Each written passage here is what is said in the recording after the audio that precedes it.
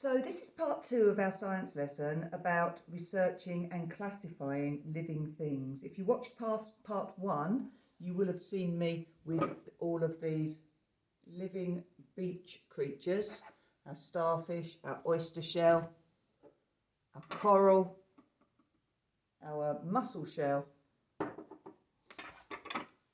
scallop shell and a whelk. So, having done some research on these, what we're going to do now is we're going to work out a system of classifying them.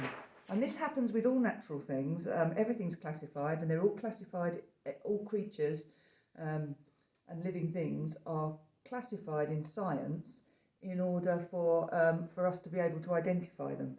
So you're going to be able to produce your own classification to help people identify the creatures or the leaves or the shells or the trees that you've decided to research. So you will have done some research already on your 6 items. So what you need to do now is, and this is the trickiest bit really, is you need to look at all of your items, and you've got 6 items. You need to divide them into 2 groups. But in order to divide them into 2 groups, you need to be able to ask a question that says yes or no. And 3 of them will have a yes answer and 3 of them will have a no answer. So I've decided that because I've got three of my living things that are white and 3 that are not, my first question is going to be, is it white? And obviously we've got yes and no. Okay. At this point, you want to just take the yeses.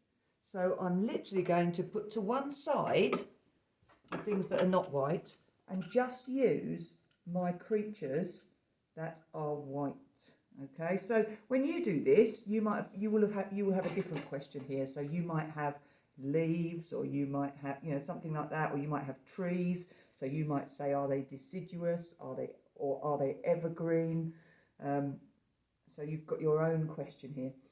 So I've got my 3 here. I've said, is it white? Yes. So it could be any one of these 3 items. So what I've got to do now is to divide these into 2 groups. So I'm just going to have a little look at them. Okay, I'm going to divide them like this. This shell here is smooth inside, and this one is smooth inside. So I'm going to say, for my next question, is it smooth inside?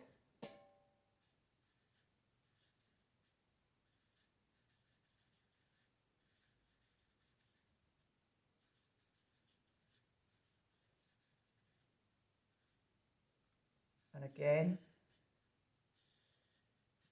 we've got a yes and a no. So let's have a look. We've said that the scallop is smooth inside. We've said that the whelk is smooth inside, but the coral is not. So, is it smooth inside? No. It must be the coral. Just going to put a circle around there. Now what I'm going to do is I'm going to put that coral to one side because I've used it, and go back to the other 2 living things in this group. So they're white, they're smooth inside, but now I've got to decide on a question that will separate these 2.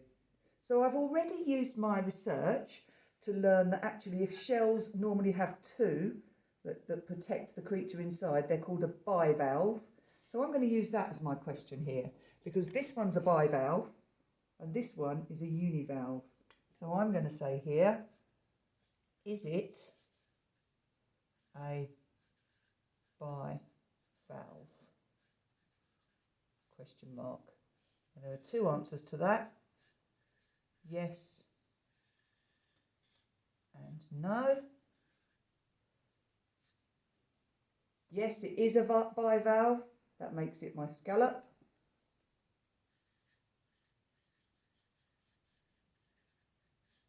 And no makes it my whelk. So there, in the circles, I've got my 3 white creatures. So now I can move on to my 3 living things that were not white, because we said, is it white? Yes. Is it white? No. So just to remind you, we've got our starfish, we've got our oyster shell, and we've got our mussel shell. Okay. So I'm going to start by saying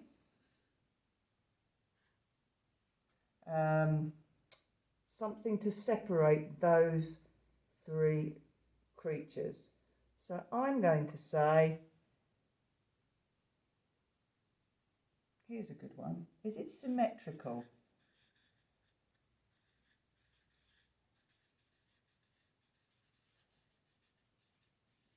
Don't forget your question marks on these. Is it symmetrical? Now, neither of these are symmetrical. However, I would say my starfish is symmetrical. So when I go to my yes and no,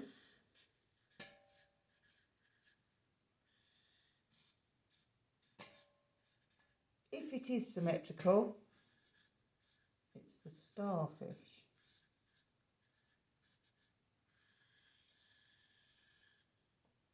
So I move my starfish to one side and I end up with these 2 shells. So I now need to think of a way of separating these 2 shells.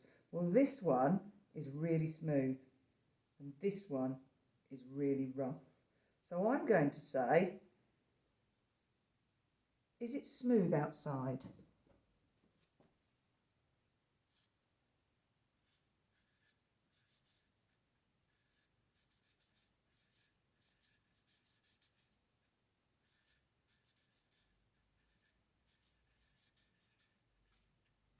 There's 2 answers to that. Yes and no. So, is it smooth outside? Yes. If it's smooth outside, yes, then it must be the mussel.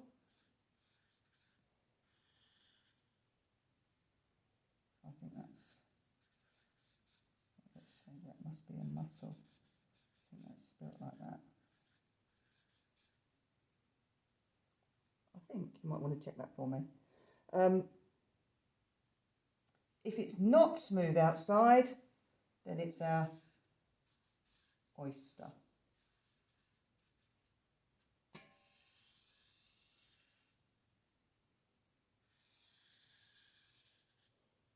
So let's have a look.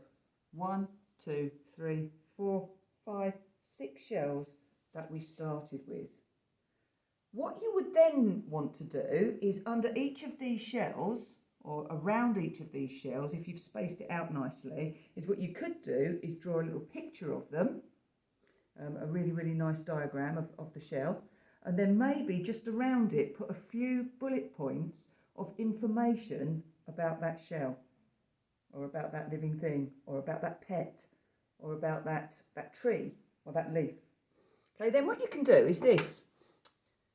This shows you how it works. So you can take one of your shells. So I'm going to take this one here, which is my whelk shell. Let's see what we can do. Is it white? Yes. Is it smooth inside? Yes. Is it a bivalve? No. So it must be a whelk. And then what you can do is you can read the information that you've put about a whelk. And this will work for all of the shells that you've done, or all of the trees that you've done, or the creatures that you've done, and makes a really, really good classification diagram. Will show that you've done some research as well. You can make this easier or harder. The way that you make it easier or harder is having a different number of, to make it harder, have a different number of living things to start with, or have living things that you don't know very much about. That would be a really good way of making it harder. If you want to make it easier, or if you're in Key Stage 1, you could just do it with, say, 4 or 5 animals. So you might want to do it, say, with four animals, like a cat, a dog, a rabbit, and a chicken, for example. You might want to do that. You might want to do it with mini beasts that you've found. You might want to find pictures on the internet of zoo animals. Okay, so you can vary this activity, make it harder, make it easier, but it's a really, really great way of being able to learn to research and classify living things. I look forward to seeing your classification grids.